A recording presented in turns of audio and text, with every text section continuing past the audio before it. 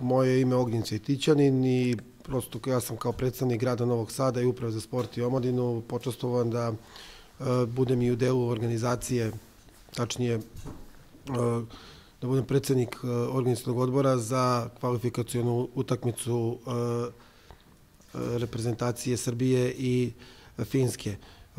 Kažem, veliko mi je zadovoljstvo da Novi Sad ima tu mogućnost i da ima tu čast da može da organizuje ovako jednu, da kažem, značajnu utakmicu koja je, da kažem, u procesu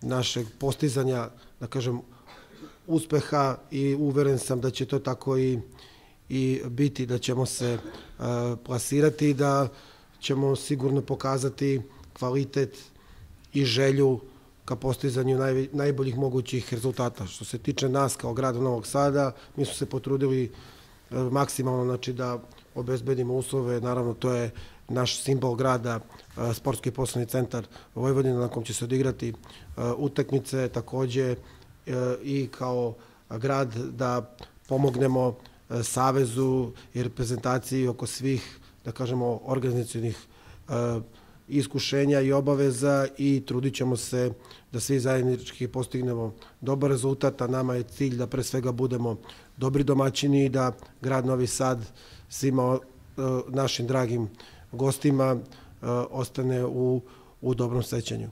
Tako da ovim putem, znači, pozivam da se pojavi što veći broj gledalaca, da bodrimo našu reprezentaciju i da se lepo provedemo na Spensu u sredu. Tako da, još jednom hvala vam što nas pratite i pozivam vas sve na utakmicu Srbija-Finska u sredu u 18 časova. Na samom početku bih želela da se zahvalim gospodinu Ognjenu Cvjetićaninu na dobrodošlici. Svakako zahvaljujem se i gradonačelniku gospodinu Vučeviću na podršci, a najviše se zahvaljujem svim ljudima koji su uključeni u organizaciju ovog događaja. Kao što možda vam nije poznato da u Srbiji je malo gradova koji ispunjavaju uslove i standarde koje propisuje Evropska rukometna federacija i jedan od tih gradova koji ispunjava jeste Novi Sad i zato jesmo danas ovde.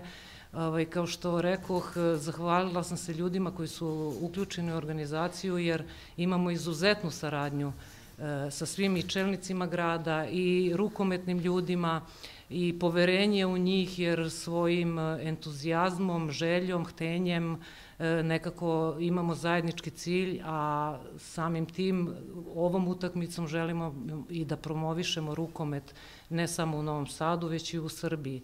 Kao što je gospodin Ognjen rekao, verujem da ćemo biti dobri domaćini ne samo našim momcima, već i gostima iz Finske. Novi Sad i ljudi Novosađani su poznati po gostoprimstvu i kao dobri domaćini.